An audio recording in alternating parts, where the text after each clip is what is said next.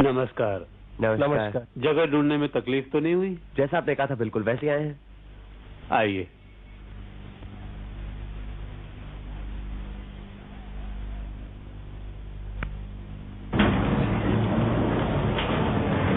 काफी धूप में आए हैं, थोड़ी देर आराम कर लीजिए, फिर मैं आपको सारी जगह दिखाता हूँ और लोगों से परिचय भी करा दूंगा। अच्छा, वो मोटर के टुकड़े तो दिखाइए जो यहाँ फेंके जाते हैं। जी आइए। ये स्पार्क प्लग है। 6 महीने पहले एक रात को इस कमरे में फेंका था। खिड़की का कांच चूर चूर हो गया था। 15-20 दिन के बाद मिला। फिर 15-20 दिन कुछ नहीं, उसके बाद इस दरवाजे पर कार्बोरेटर का टुकड़ा मिला। फिर उसके बाद ये फटा हुआ टायर। लगता है कोई आपको टुकड़ों टुकड़ों में पूरी मोटर कार भेंट करना चाहता है। किसी पगले का मजाक हो सकता है, लेकिन मुझे लगता है जरूर कोई बात है इसमें, इसलिए मैंने आप लोगों को तकलीफ दी। आप भी लोग पता लगा सकते हैं। आखिरी बार मोटर का टुकड़ा कब मिला आपको? कल सुबह। इस बार तो किसी बच्चे की मोटर कार छोड़कर चला गया। इन सब में उंगलियों के निशान नहीं है। लगता है भेंट करने वाला होशियार है। जी। अच्छा, आपकी कॉलोनी में सब लोग इन मोटर पार्ट्स के बारे में जानते हैं? जानते हैं। अच्छा खासा मजाक बना रखा है, सब हंसते हैं। आपके पास मोटर कार है? जी नहीं, कोई खास आना जाना तो होता नहीं। सारा वक्त इसी कॉलोनी में रहता हूँ, इसलिए गाड़ी नहीं ली। आपके परिवार में कौन कौन है? मैं, मेरी पत्नी और मेरा एक भतीजा। आपका अपना भतीजा है? जी, मुंशी मार्केट की फूलों की दुकान पर बैठता है। हमारे कोई बच्चा नहीं है, लेकिन मेरी पत्नी ने उसे बच्चे की तरह पाल पोस कर बड़ा किया। अच्छा, एक बात बताइए, 10 साल पहले या 20 साल पहले या कुछ भी, आपका ऐसे किसी आदमी से संबंध रहा है जो कि मोटर गाड़ी का धंधा करता हो, या मोटर का दलाल हो, ड्राइवर हो या मैकेनिक हो, कुछ भी? 12 साल पहले मैं पूना में सेशन जज था। तब लाल सिंह नाम के एक आदमी को मैंने फांसी की सजा दी थी। सजा सुनकर उसने मेरी तरफ जूता फेंक कर मारा था। हाँ, उसका एक मोटर का गैराज था। खैर, वो तो गुजर गया। और कोई? मेरे फैसले के खिलाफ उसने हाईकोर्ट में अपील की। उस अपील से फांसी के बजाय उसे 14 साल की कैद हुई। 14 साल? इसका मतलब है वो आज भी जेल में है? अच्छे व्यवहार से अक्सर कैद की मियाद कम हो जाती है। हो सकता है वो छूट गया हो। मतलब आपने पता नहीं लगाया छूट गया नहीं? अक्सर जेल के अधिकारी पूछने पर बता देते हैं। ये बात तो मेरे दिमाग में भी नहीं थी, आपने पूछा इसीलिए। अच्छा, आप सेशन जज कितनी देर रहे? मैं ब्लड प्रेशर का मरीज हूँ। 10 साल पहले डॉक्टर ने हिदायत दी थी कि दिमागी काम न करूं, इसलिए वक्त से पहले रिटायर हो गया और यहाँ आकर फूलों का बगीचा बनाया। अब ब्लड प्रेशर कैसा है आपका? उम्र के साथ साथ ब्लड प्रेशर भी बढ़ता जा रहा है। आइए, हमारे कॉलोनी के लोगों से मिला दो। चलिए।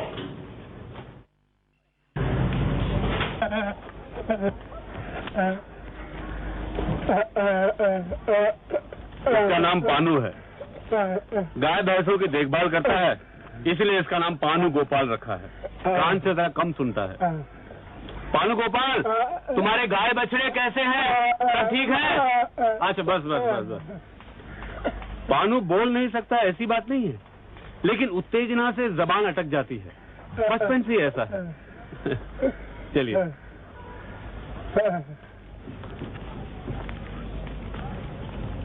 ये पानू कान में रुई क्यों लगाता है? कान में मवाद होता है। चलिए, आपको हमारे रसोई और खाने पीने का घर दिखाते हैं। ये हॉल है और वो रहा रसोई घर। ये मेरी धर्मपत्नी दमयंती। अरे, तुम खाना बना रही हो? मुकुल कहाँ गई? मुकुल के सर में दर्द है, वो सो रही है। तो लक्ष्मी को बुलवा देती, कुछ मदद तो हो जाती। इसकी क्या जरूरत है, मैं संभाल लूंगी। चाची जल्दी खाना दो, चला जाना है। अच्छा चलो, आप मैं देती हूँ। अरे विजय, अभी तक काम पर नहीं गए?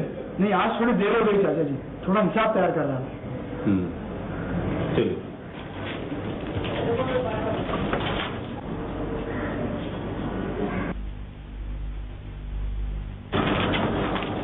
ये आपका भतीजा है जो आपके फूलों की दुकान की देखभाल करता है? जी। वहाँ उस घर में प्रोफेसर नेपाल गुप्ता और उनकी बेटी मुकुल रहती है। प्रोफेसर साहब कॉलेज में केमिस्ट्री पढ़ाते थे, उनकी अपनी लेबोरेटरी थी। एक दिन लेबोरेटरी में एक जोरदार धमाका हुआ और प्रोफेसर साहब बुरी तरह घायल हो गए। कॉलेज के अधिकारियों को शक हुआ कहीं वो चोरी छुपे बम तो नहीं बना रहे थे। उनकी नौकरी तो गई, साथ साथ पुलिस ने भी हिरासत में ले लिया। लड़ाई के बाद छूटे, लेकिन कॉलेज की नौकरी वापस नहीं मिली। सचमुच बम बना रहे थे? उनका कहना है कि वो पेड़ पौधों के लिए खाद बना रहे थे। यहाँ आकर भी खाद बनाना नहीं छोड़ा, घर में एक लेबोरेटरी बनाई है। Gas cylinder, burner, test tube, रेटॉल वगैरह सब कुछ है। एक दिन काफी खाद बनाकर मुझे दे दिया और कहा कि पपीते के पेड़ में दो। मेरी मर्जी नहीं थी, लेकिन नहीं माने। फिर क्या हुआ? पपीते के सब झाड़ मर गए।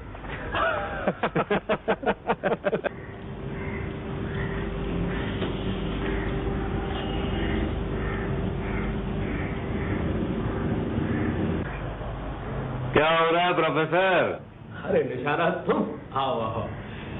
और ये साथ में कौन है? ये लोग कलकत्ते से हमारा बागीचा देखने आए हैं। अरे तुम्हारे बागीचे में है ही क्या देखने लायक? मेरा खाद इस्तेमाल करते तो बात और थी। तुम्हारे खाद से तो बगीचा रेगिस्तान बन जाता। देखो निशानात, जो बात तुम नहीं जानते उस पर बहस मत क्या करो। अब तुम क्या जानो सॉइल केमिस्ट्री क्या होती है? तुम्हारे सारे पपीते के पेड़ मर गए क्योंकि तुम्हारे माली ने उसमें ज्यादा खाद डाल दिया था। तुम्हारे सारे माली गधे हैं। खैर जाने दो, नया क्या हो रहा है? तंबाकू पर एक्सपेरिमेंट कर रहा हूँ। अच्छा, अब आदमियों का भी खून करोगे? निशानात, तुम्हारा तो दिमाग एकदम ठप हो गया है। तुम्हें मालूम है विज्ञान की बदौलत जहर भी अमृत बन सकता है। जब तंबाकू से अमृत निकलेगा तो पहले तुम ही चखना। अब चलता हूँ, बाकी जगह भी दिखानी है। आ जाओ।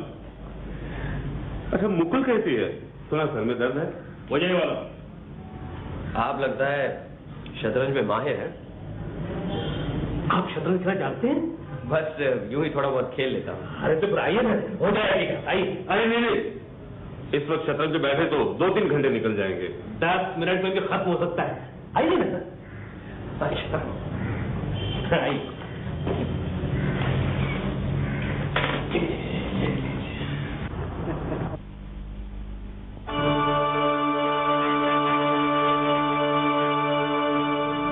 कौन है? मुकुल, नेपाल बाबू की लड़की है। नेपाल बाबू कब से है? यही कोई 2 साल से। क्या काम करते हैं? वैज्ञानिक प्रयोग वगैरह करते हैं, शतरंज खेलते हैं और हर काम में मेरी गलती निकालते हैं। आपकी गलती?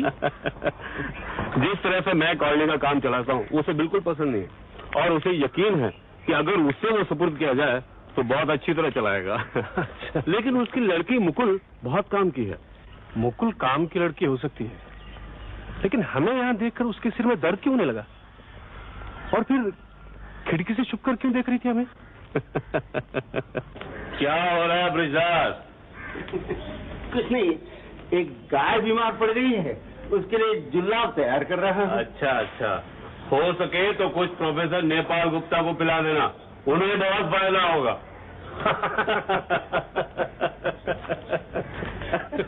ब्रिजदास हमेशा से वैष्णव नहीं था, लेकिन उसके वैष्णव बनने से हमारे मवेशियों को बहुत फायदा हुआ। हमेशा उनकी देखभाल करता रहता है। अच्छा, पहले क्या था? पुणे में सेशंस कोर्ट में क्लार्क था। बहुत दिनों से पहचानता हूँ। एक बार उसने घूस खाकर एक जरूरी दलील गायब कर दी, पकड़ा गया। केस मेरे कोर्ट में आया था, 6 साल की सजा हुई। इस बीच नौकरी छोड़कर मैं यहाँ चला आया। सजा होने के बाद जेल से छूटकर वो सीधा मेरे पास चला आया।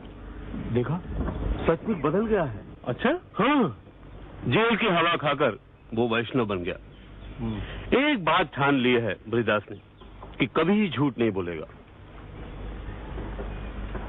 ये कुटिया हमारे डॉक्टर भुजंगधर की है। सितार बजाने का बड़ा शौक है। चलिए।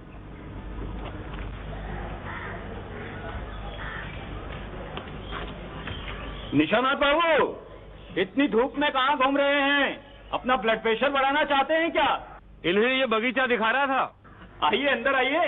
इस वक्त नहीं, जरा लक्ष्मी से मिलना है। आपका ब्लड प्रेशर कैसा है? खून निकलवाएंगे? अभी ठीक ही महसूस कर रहा हूँ, बाद में बताऊंगा।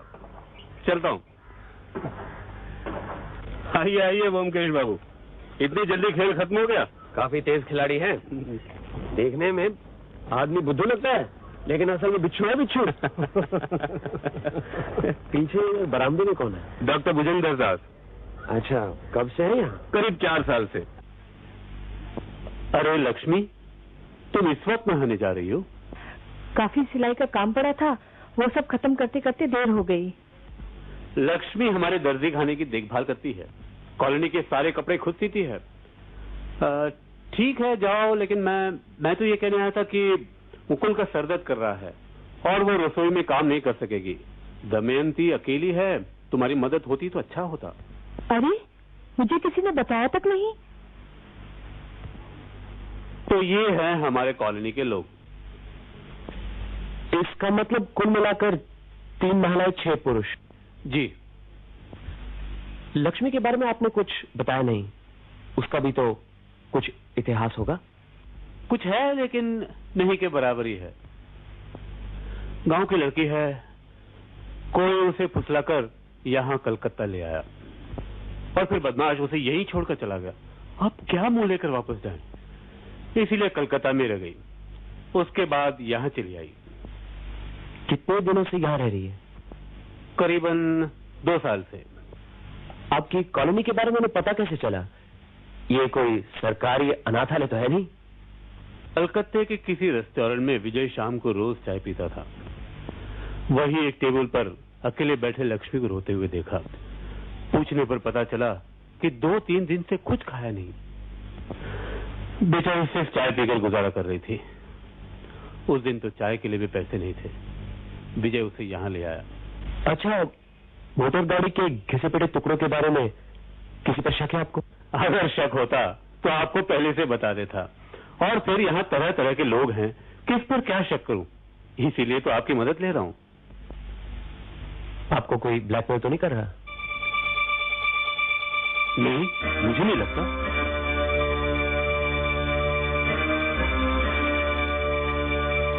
अरे निशाना, क्या हुआ है? आओ प्रोफेसर आओ। मुकुल, तुम्हारा सर दर्द कैसा है? अब ठीक है, मैं अंदर चलती हूँ। हाँ, बैठो। क्या ख्याल है, एक बार में शतरंज हो जाए? नहीं नहीं, अभी क्यों बिजदास, तुमने हमारे गाय बैलों को दवाई देना शुरू कर दिया है? अरे गाय बैलों के बारे में कुछ मालूम भी है? और निशानाथ, तुम भी अजीब हो।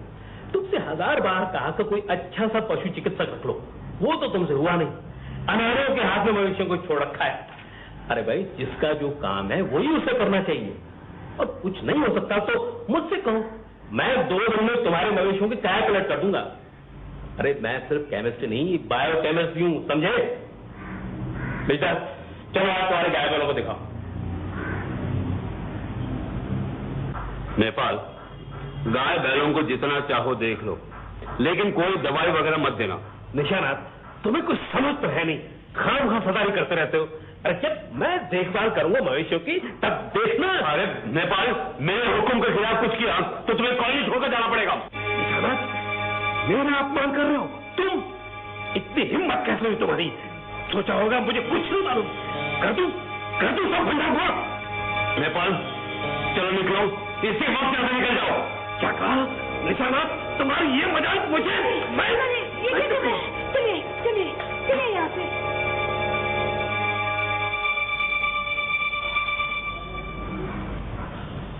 इतना उत्तेजित होना आपकी सेहत के लिए ठीक नहीं है मिस्टर सैन। अगर दिमाग की एक छोटी सी नली भी जख्मी हो जाए तो प्रोफेसर नेपाल गुप्ता का तो कुछ नहीं होगा, लेकिन जरा अपनी नब्ज दिखाइए। मैं ठीक हूँ, आप लोग बैठिए। आप ही रमकेश बाबू हैं? क्यों, ठीक पकड़ा कि नहीं? सब कुछ जान गए हैं तो 2-4 सवाल आपसे पूछता हूँ, जवाब देंगे? जरूर। मेरे बारे में तो शायद आपको सब कुछ मालूम पड़ ही चुका होगा। सब कुछ नहीं। ठीक है, पूछिए। आपकी शादी होगी? डॉक्टरी पढ़ने के लिए 3 साल इंग्लैंड में था, वहीं एक गोरी लड़की से शादी की। वो उस काले आदमी को ज्यादा दिन बर्दाश्त नहीं कर पाई और एक दिन मुझे छोड़ के चली गई। मैं भी हिंदुस्तान की संतान वापस हिंदुस्तान आ गया। उसके बाद कभी उससे मुलाकात नहीं हुई। एक और सवाल है, जिस गुनाह की वजह से आपकी डॉक्टरी का लाइसेंस जब्त कर लिया गया था, वो गुनाह क्या था? एक नारी को लो क्लास से बचाने के लिए उसका गर्भपात किया था, पकड़ा गया, बस। मैं अभी आया। रमकेश बाबू, मैं आपके सभी सवालों का जवाब दे चुका हूं, लेकिन आपने अभी तक मेरे पहले सवाल का जवाब नहीं दिया। कौन सा सवाल? मोटर गाड़ी के टुकड़ों के रहस्य का समाधान हुआ? अभी नहीं, कुछ समझ में नहीं आ रहा। क्या आप इस पर रोशनी डाल सकते हैं? मुझे पूरा यकीन है कि ये सारा काम उस प्रोफेसर नेपाल गुप्ता का है। वही निशानाथ बाबू को डरा धमका रहा है। प्रोफेसर ऊपर से जितना घमंडी है, अंदर से उतना ही पेचीदा। लेकिन निशानाथ बाबू को डराने से उसका क्या फायदा? प्रोफेसर इस कॉलोनी का कर्ता धर्ता बनना चाहता है। भला निशानाथ बाबू ऐसा क्यों होने देंगे? इसीलिए वो प्रोफेसर जो है निशानाथ बाबू को दबा रहा है। उसने एक प्रकार से वर्फ नाव शुरू कर रखा है। प्रोफेसर ये बात अच्छी तरह से जानता है कि निशानाथ बाबू ब्लड प्रेशर का मरीज है। उन पर जितना ज्यादा दबाव पड़ेगा वो उतनी जल्दी खाट पकड़ेंगे और प्रोफेसर खुद मालिक बन बैठेगा। लेकिन उनकी तो पत्नी है, भतीजा है, उनके रहते हुए मालिक कैसे बन सकता है? नामुमकिन लगता जरूर है, लेकिन नामुमकिन है नहीं। क्यों? मिसेस सेन प्रोफेसर नेपाल गुप्ता पर कुछ ज्यादा ही मेहरबान हैं। क्या कह रहे हैं आप? मेहरबा होने की कोई खास वजह है? रमकेश बाबू, आप खुद अक्लमंद हैं, मैं भी कोई बेवकूफ तो हूं नहीं, समझ जाना चाहिए। हो सकता है मेरी सारी बातें बेबुनियाद हों। आपने पूछा, इसीलिए जितना मुझे मालूम था मैंने आपको बता दिया। मैं अब आज्ञा चाहूंगा, शायद आपको भी कहीं जाना हो। 1 मिनट, मुकुल भी क्या अपने बाप के साथ थी क्या? मैं अभी ठीक से कुछ नहीं कह सकता। आशा है फिर मुलाकात होगी। अच्छा अच्छा।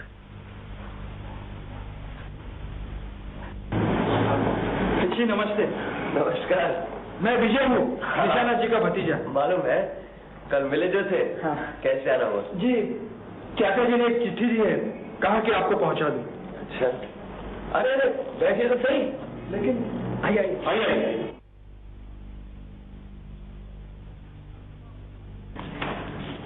मैंने कल सुबह आपको कॉलेज में देखा था, लेकिन उस वक्त आपका असली परिचय मालूम नहीं था। तो असली परिचय किसने दिया? जी घर वापस जाकर पता चला। अच्छा, चाचा जी ने क्या किसी जरूरी काम से बुलाया था आपको? ये तो अपने चाचा से ही पूछना था।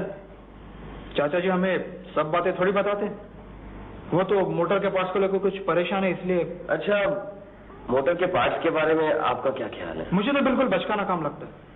हाँ, यहाँ से 1 मील दूर एक गांव है, वहां के लड़के बहुत बदमाश हैं। वही सब शैतानी करके कूड़ा करकट हमारे यहाँ फेंक जाते। अच्छा जी।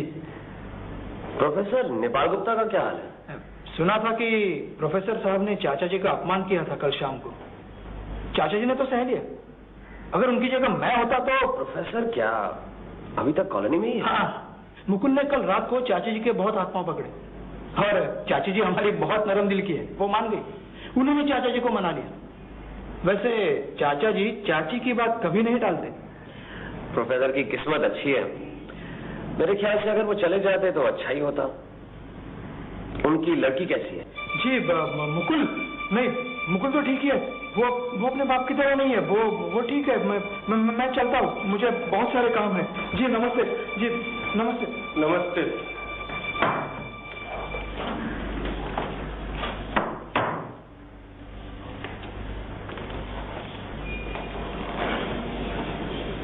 क्या बात है? क्या लिखा है निशानाथ बाबू ने? लिखा है आपको जिस काम के लिए कॉलोनी में बुलाया था उस काम में और आगे बढ़ने की जरूरत नहीं है। आपको जो एडवांस रुपए दिए हैं उम्मीद है वही आपकी मेहनत के लिए काफी होंगे।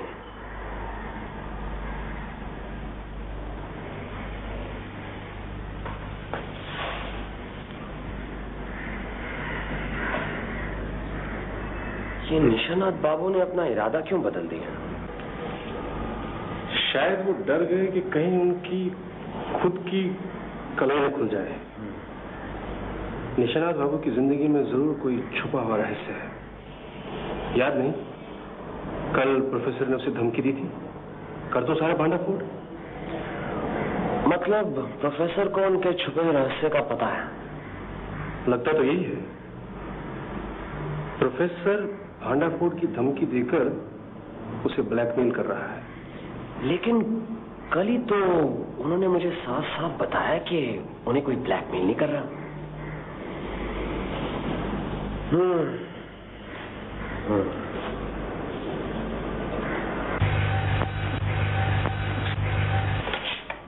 हेलो, हाँ बोल रहा हूँ।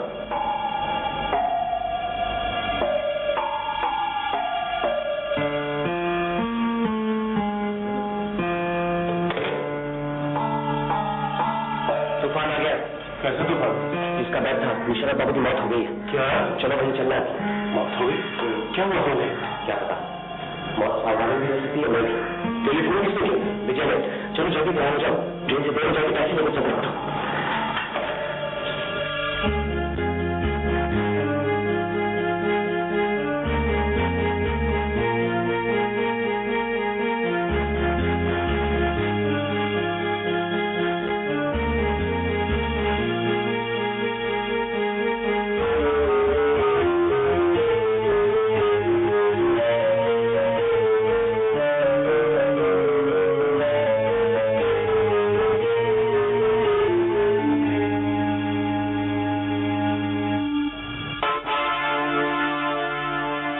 मोजे? निशानाथ बाबू क्या मोजे पहनकर सोते थे? नहीं तो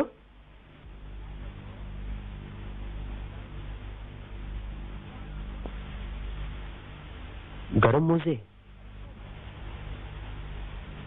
क्या लगता है ब्योमकेश बाबू? आपकी चाची कहाँ है? जी बेहोश पड़ी है, आइए।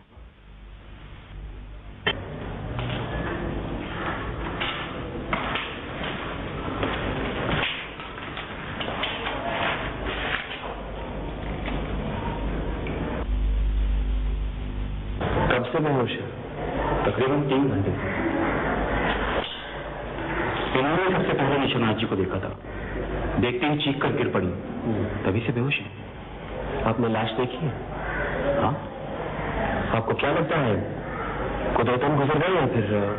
इस विषय में मैं कुछ भी नहीं कहना चाहूंगा। कॉलोनी के डॉक्टर पाल को बुलाया है, वही बेहतर बतला पाएंगे।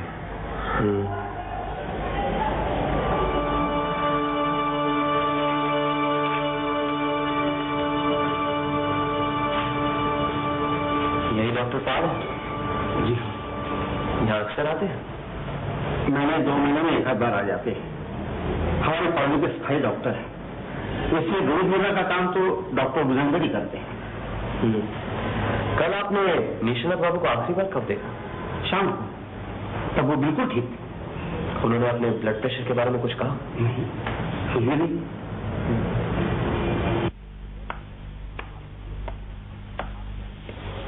माफ कीजिए, आप क्या डेथ सर्टिफिकेट लिख रहे हैं? ब्योमकेश बख्शी। आप क्या समझते हैं ये कुदरतन मृत्यु है? मौत क्या कभी कुदरतन होती है? शरीर की हालत जब अस्वाभाविक होती है, गैर कुदरतन, तभी तो मौत आती है। आप ठीक ही कह रहे हैं, लेकिन शरीर अस्वाभाविक अपने आप ही हो सकता है और बाहर से भी करवाया जा सकता है। आप क्या कहना चाहते हैं मैं समझ गया, लेकिन मैंने निशानात बाबू के शरीर को अच्छी तरह से परख लिया है।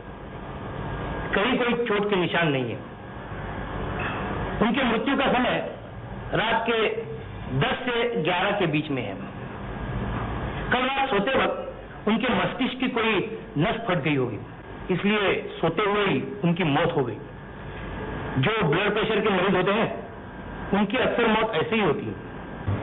लेकिन उनके पैरों में मोजे थे, आपने गौर किया होगा। इतनी गर्मी में गर्म मोजे पहनकर सोए थे, क्या ये यकीन करने लायक बात है? मोजे की बात डॉक्टरी दायरे में नहीं आती, फिर भी इस बात पर गौर किया जा सकता है। निशानात बाबू खुद मोजे पहनकर सोएंगे ये यकीन नहीं होता, और कोई और उन्हें सोते हुए मोजे पहनाएगा ये भी यकीन करने लायक बात नहीं है। कोई ऐसा करेगा तो वो जागेंगे नहीं।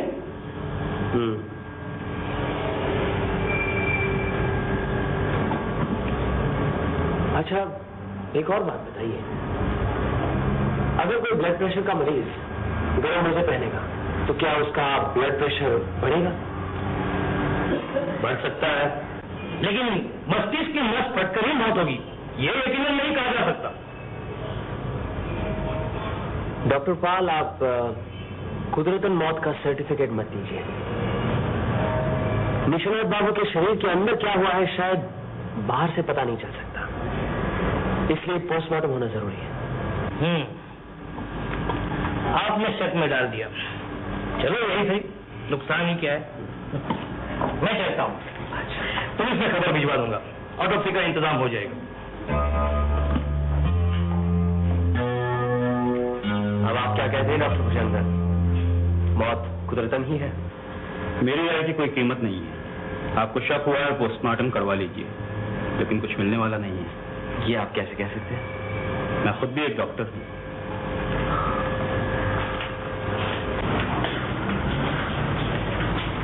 विजय बाबू, निशानात बाबू के साथ आपकी आखिरी मुलाकात कब हुई थी?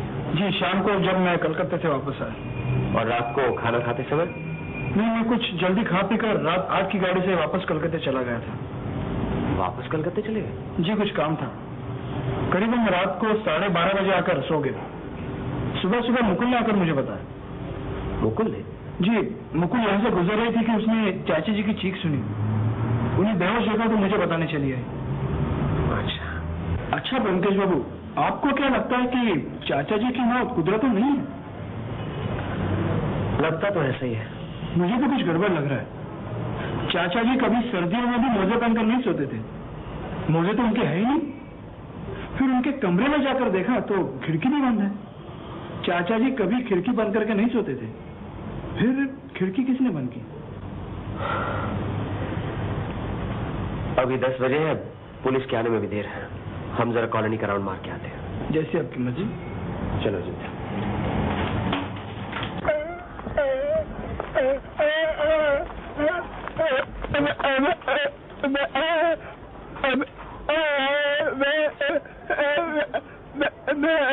अच्छा, हाँ ठीक है।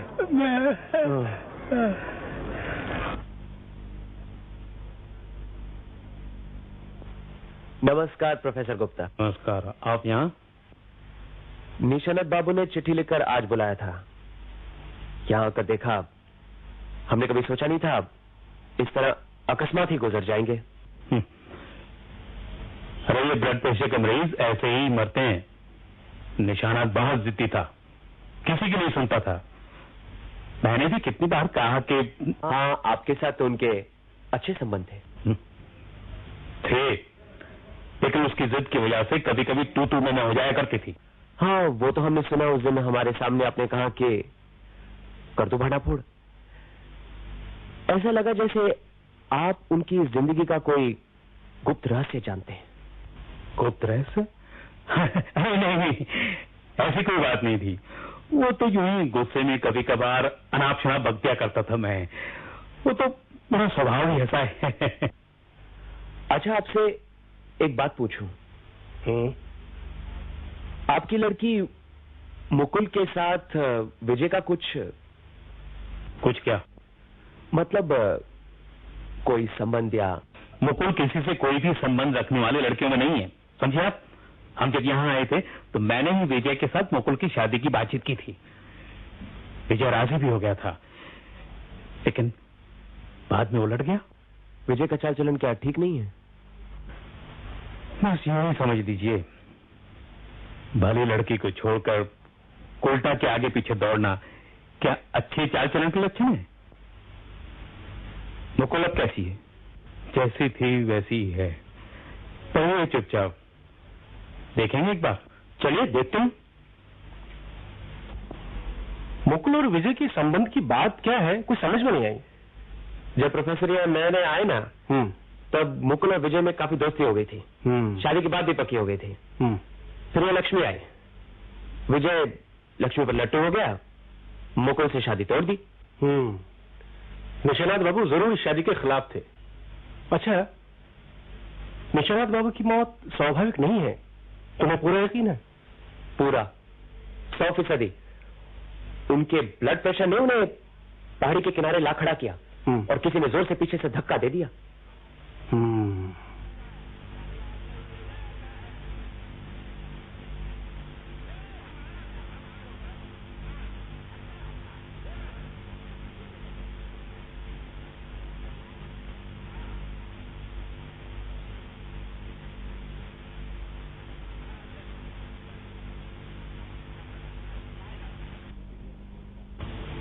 ये क्या है?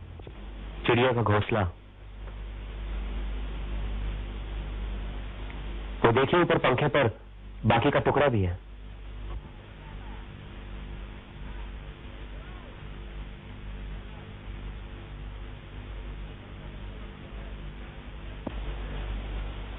इधर और उठाइए, देखिए पैरों पर मोजे पहने हुए हैं। आपकी गैरहाजिरी में मोजे खोलकर देखना मैंने उचित नहीं समझा। जरा देख लीजिए पैरों तले दाग तो नहीं है।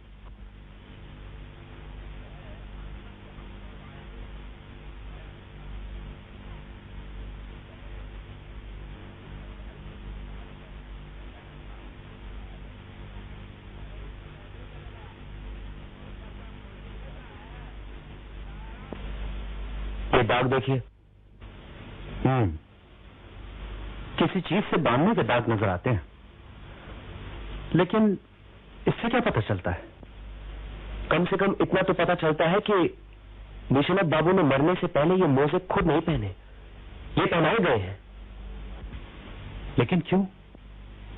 जब तक पोस्टमार्टम नहीं होता कुछ पक्का कहा नहीं जा सकता। खास तौर पर आप डॉक्टर से पूछ लीजिएगा कि कहीं शरीर पर कोई हाइपोडर्मिक सिरिंज के निशान तो नहीं है। ठीक है, मैं लाश को पोस्टमार्टम के लिए भिजवाता हूं। इसकी रिपोर्ट कल दोपहर तक मिल जानी चाहिए। आप कल एक बार पुलिस स्टेशन आ जाएंगे? जरूर, चलिए। रिपोर्ट साफ है, शक की कोई गुंजाइश ही नहीं। खून में किसी तरह का जहर या दवाई का निशान नहीं है। निशानात ब्रेन हेमरेज की वजह से मरे हैं। हाइपोडर्मिक सिरिंज के कोई निशान नहीं मिले। दाहिने हाथ की कोहनी में कुछ सुई चुभाने के निशान हैं जरूर, लेकिन वो कोई 4-5 महीने पुराने हैं। और पैरों पर इलास्टिक गार्टर्स के कोई निशान? डॉक्टर का कहना है कि इस दाग का मृत्यु से कोई संबंध नहीं। शरीर की जांच से उम्मीद रखना शायद गलती थी। आइए आइए। जी नमस्ते। नमस्कार, बैठिए। विजय बाबू, पोस्टमार्टम की रिपोर्ट में तो कुछ भी नहीं मिला। कल रात से ब्रजदास भी गायब है। ब्रिजदास गायब? क्या पोस्टमार्टम का नाम सुनते ही गायब हो गया? क्या मालूम। लीजिए इंस्पेक्टर बराट, आपका एक और मेहमान बढ़ गया है, अब ढूंढ निकालिए इसे। मेहमानों की खातिरदारी करना ही तो हमारा काम है। खैर, तो अब हमें ये मान लेना चाहिए कि निशानाथ बाबू की मृत्यु का कारण ब्लड प्रेशर ही था। कभी नहीं। हत्यारों ने ब्लड प्रेशर का फायदा उठाया है और इसीलिए हत्या करने का कोई निशान नहीं मिल रहा। लेकिन किस तरह से फायदा उठाया इसका भी तो कुछ पता चले। छानबीन करने के लिए कुछ सूत्र भी तो होने चाहिए। सूत्र है, सारे सबूत आपके सामने पड़े हैं, फिर भी आपकी कुछ समझ में नहीं आ रहा। नहीं, आप ही बताइए ना। चिड़िया का घोंसला फर्श पर गिरा था, क्या इससे भी कुछ पता नहीं चला? नहीं। बहुत ही भयंकर मृत्यु थी। आप ही बताइए ना। ये मेरा अनुमान है, लेकिन मुझे पूरा यकीन है कि यही हुआ होगा। फिलहाल आप सब ये बात अपने तक ही रखिए। निशानाथ बाबू के पैरों में रस्सी बांधकर उन्हें ऊपर लगे हुए लोहे के कड़े से उल्टा लटका दिया गया। ब्लड प्रेशर तो था ही, उस पर से सारा शरीर का खून नीचे सर तक उतर आया। इससे सर पर दबाव पड़ा और 5 मिनट के अंदर ही सर के खून की नली फटकर उनकी मौत हो गई। फिर उन्हें बिस्तर पर लेटा दिया गया। लेकिन चतुर हत्यारा भी कुछ न कुछ गलती तो कर ही बैठता है, वरना ऐसे कोई पकड़ा भी न जाए। और यहां हत्यारा मोजे खोलना भूल गया। सचमुच भयंकर मौत है। अब साफ पता चलता है कि पैरों में कहीं निशान न पड़ जाए, इसलिए मोजे पहनाए गए थे और लोहे के कड़े में रस्सी घुसाते वक्त चिड़िया का घोंसला गिर पड़ा था। लेकिन एक बात समझ में नहीं आती, इतना सब कुछ होते वक्त निशानाथ बाबू सोए रहे, जागे नहीं। निशानाथ बाबू शायद जगे हुए ही थे। मुझे लगता है करीबन रात 10 या 11 के बीच में यह हादसा हुआ था। डॉक्टर पालकी भी यही रहा है। तो जाहिर है किसी जान पहचान वाले ने ही उनका खून किया था। मेरा अनुमान था कि हत्यारों ने शायद इंजेक्शन के साथ उन्हें बेहोश किया होगा और फिर उल्टा लटका दिया होगा, लेकिन शरीर पर सुई चुभाने के कोई निशान नहीं मिले। इसीलिए हमें समझ लेना चाहिए कि उसने बड़ी चतुराई से उन्हें बेहोश किया। मतलब सैंडबैग।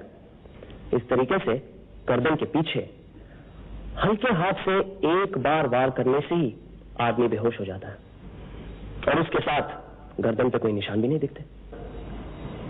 लेकिन कौन है वो? कौन ऐसा कर सकता है? अभी बताना मुश्किल है, लेकिन एक बात समझ में नहीं आ रही। दमयंती या मिसेस सेन पास वाले कमरे में थी, उन्हें कैसे कुछ पता नहीं चला? नहीं, ये चाची जी को कुछ नहीं पता। वो जरूर सो रही होंगी।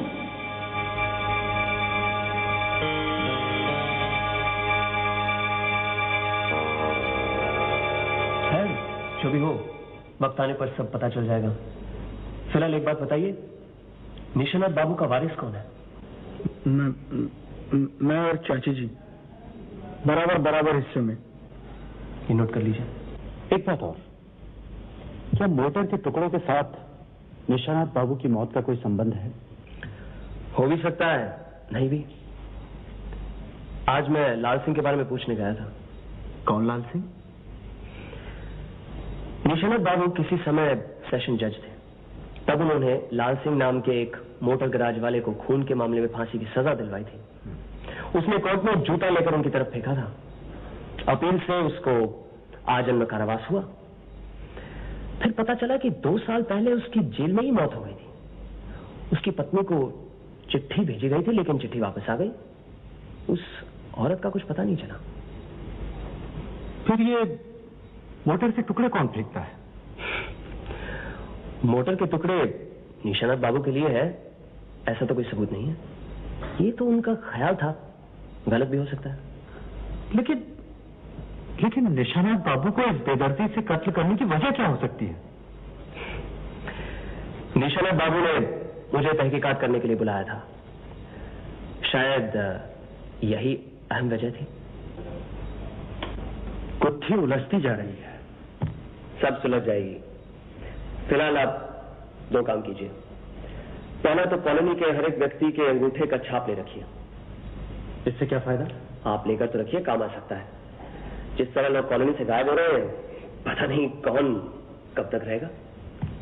ठीक है। दूसरा? मेरे ख्याल से आप कॉलोनी चलते हैं, अजीत वहां पहुंच गया होगा। मैंने हर एक व्यक्ति से कुछ सवाल करने हैं, आप सब नोट कर लेना।